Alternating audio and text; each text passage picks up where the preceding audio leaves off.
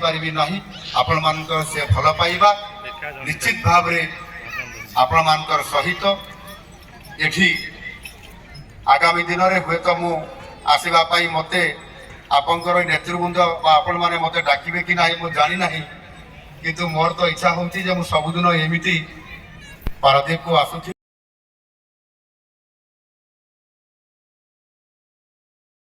नमस्कार दर्शक बंधु, गतकाली जितेबाला पारादीप निर्वाचन मंडल पारादीप ठारे कलिंग बार्ली यात्रा को उद्घाटन करते माननीय मुख्यमंत्री मोहन चरण माझी। हठात मोहन चरण माझी महोदय कहीं कहू को दर्शक मान को कहले आगामी दिन में मत डाकिबे कि ना कथा भितर कहीं टे आज्ञा कौटी के लगुच टे भल भाव शुणु मोहन बाबू कौन कहते आउ सभास्थल किभली भाव में भरपूर रही खाली चेयर जनता शून्य भल भाव में देखने दृश्य को भूली पारिबी नाही आपण मानकर से भल पाइबा निश्चित भाव रे आपण मानकर सहित एठी आगामी दिन रे हुए तो मु आसीबा पाई मते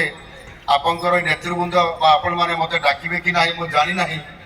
किंतु मोर तो इच्छा होउची जे मु सबुदिन एमिति पारादीप को आसुथिबी।